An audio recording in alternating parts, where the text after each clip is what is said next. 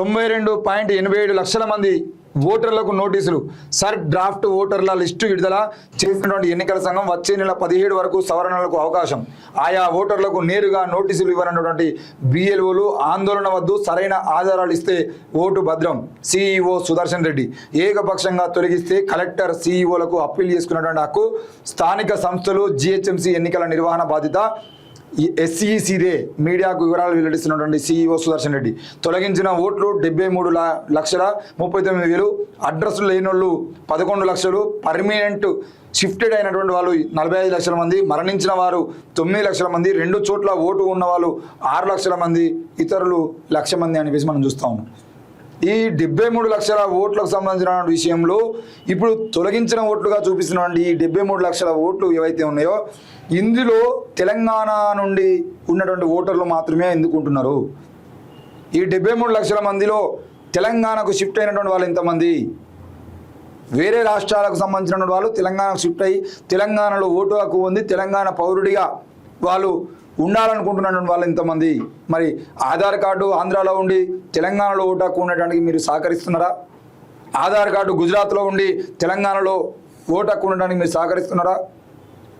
Aadhaar card ఎక్కడో రాజస్థాన్లో ఉండి ఇక్కడ వాళ్ళు ఓటర్ ఐడి కార్డు తీసుకొని ఇక్కడ సభ్యులు మేము ఇక్కడే ఉంటామని చెప్పేసి రాయించుకుంటే వాళ్ళు ఇక్కడి వాళ్ళు అవుతారా, రాజస్థాన్ వాళ్ళు అవుతారా, గుజరాత్ వాళ్ళు అవుతారా, ఆంధ్ర వాళ్ళు అవుతారా అనే విషయాన్ని ప్రకటించాల్సింది. ఈరోజు నేను నా గ్రామంలో ఓటు హక్కు ఉండి హైదరాబాద్లో నివసిస్తున్నా కాబట్టి హైదరాబాద్కు నా ఓటును షిఫ్ట్ చేసుకుంటే ఊర్లో తీసేసుకోవాలి అంటున్నారు. ఇప్పుడేమన్నారు, సర్లో మీ ఆధార్ కార్డు ఎక్కడ ఉందో అక్కడే పెడతాము, లేదు మీరు పర్మనెంట్గా షిఫ్ట్ అయ్యారంటే పర్మనెంట్గా షిఫ్ట్ అయినట్టుగా మాకు ఆధారం చూపించండి, మేము అక్కడికి ట్రాన్స్ఫర్ చేస్తామంటున్నారు. ఇప్పుడు నేను హైదరాబాద్లో ట్రాన్స్ఫర్ చేసుకుంటే నా ఊర్లో ఓటు హక్కు పోతుంది. కాబట్టి నాకు హైదరాబాద్లో లేకున్నా పర్లేదు అని చెప్పేసి ఎలక్షన్లకు నేను ఇంటికి పోయినా పర్లేదు అని ఊర్లో పెట్టుకున్నా. మరి ఆంధ్ర వాళ్ళ పరిస్థితి ఏంది? మార్వాడీల పరిస్థితి ఏంది?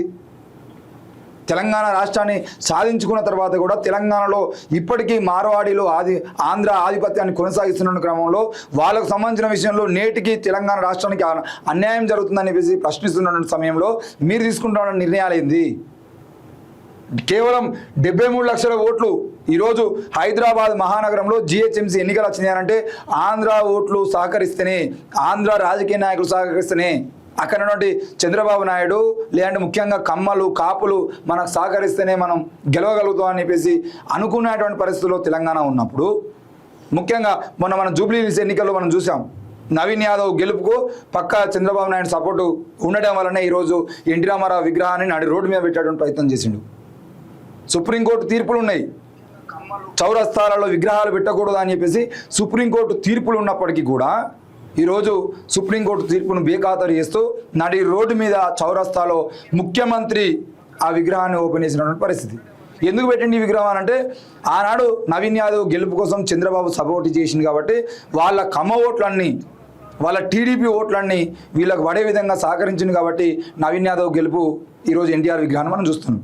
మరి రేపు రానున్న హైదరాబాద్ జిహెచ్ఎంసీ ఎన్నికల్లో కూడా ఇలాగే జిహెచ్ఎంసీ ఎన్నికల్లో కూడా ఆంధ్ర ఓట్ల పెత్తనాన్ని అడ్డం పెట్టుకొని జిహెచ్ఎంసీలో బీజేపీ, జనసేన, టీడీపీ, దాంతోపాటు కాంగ్రెస్ కూటమి ఈ 4 పార్టీలు కలిపి ఎక్కడ బీజేపీ గెలిచే అవకాశం ఉంటే అక్కడ కాంగ్రెస్, టీడీపీ, జనసేన మద్దతు ఇవ్వాలి. ఎక్కడ కాంగ్రెస్ గెలిచేటువంటి అవకాశాలు ఉంటే అక్కడ టీడీపీ, జనసేన, బీజేపీ మద్దతు ఇవ్వాలి.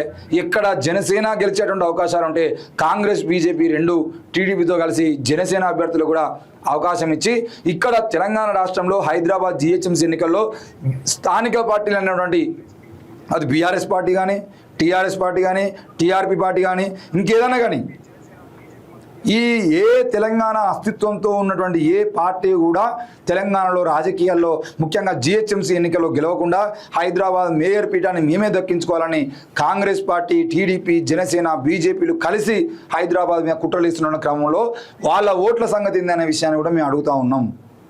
ఈరోజు హైదరాబాద్లో ఉండి హైదరాబాద్లో మేము ఎవరిని గెలిపిస్తే ఇప్పుడు కూకట్పల్లి కానీ, షేర్లింగంపల్లి కానీ, జూబ్లీ హిల్స్ కానీ ఇలా చూసుకుంటే హైదరాబాద్లో ఎమ్మెల్యేలను కూడా మేమే గెలిపిస్తాం, మా ఓట్లు ఎవరికి ఉంటాయో వాళ్ళే గెలిచేటువంటి అవకాశాలు ఉంటాయని విర్రవీగుతున్నటువంటి వ్యక్తులకు ఇప్పుడు హైదరాబాద్ ఎన్నికలు వస్తున్నటువంటి ఇలా మీరు చేస్తున్నటువంటి పరిష్కారం ఏంది అని చెప్పేసి మేము అడుగుతా ఉన్నాం. ఒకవేళ వాళ్ళంతా హైదరాబాద్ వాళ్ళే అయితే, హైదరాబాద్కు సంబంధించినటువంటి వాళ్ళే అయితే ఆంధ్రాకు సంబంధించిన విషయంలో వాళ్ళు ఎందుకు స్పందిస్తున్నారు? ఆంధ్ర విగ్రహాలు ఇక్కడ ఎందుకు అన్నప్పుడు వాళ్ళు ఎందుకు కోపానికి వస్తున్నారు? వాళ్ళంతా ఆంధ్ర విషయం పెట్టుకొని, వాళ్ళంతా ఆంధ్ర నాయకుల మీద అభిమానం పెట్టుకొని, వాళ్ళంతా ఆంధ్ర పార్టీలకు ఊడిగం చేసుకుంటా మేము మాత్రం తెలంగాణలో ఉంటాం, తెలంగాణ ఓటు హక్కు మాకు ఉండాలి అని చెప్పేసి ఈ ఆంధ్ర పెత్తనాన్ని చూపిస్తున్నటువంటి ఈ ఆంధ్ర ఓట్లను తొలగించకపోతే తప్పకుండా తెలంగాణ రాష్ట్ర రాజకీయాల్లో మరో మలుపు మీరు తప్పకుండా చూస్తారు. ఈరోజు మేము ఆ ఎన్నికల సీఈఓని అడుగుతా ఉన్నాం, ఎన్నికల కమిషన్ సంబంధించిన వ్యక్తిని కానీ లేదంటే దానికి సంబంధించిన పూర్తి అధికారాలు ఉన్నటువంటి వ్యక్తిని అడుగుతా ఉన్నాం. సుదర్శన్ రెడ్డి గారు కానీ మిగతా వాళ్ళు కానీ వెంటనే స్పందించి ఈ సరుకు సంబంధించినటువంటి విషయంలో ఆంధ్ర పెత్తనాన్ని కనుక మీరు తొలగించకపోతే తెలంగాణ రాష్ట్రంలో మీరు పడేటువంటి కష్టాలు ఫ్యూచర్లో ఇంకెవరు పడరు.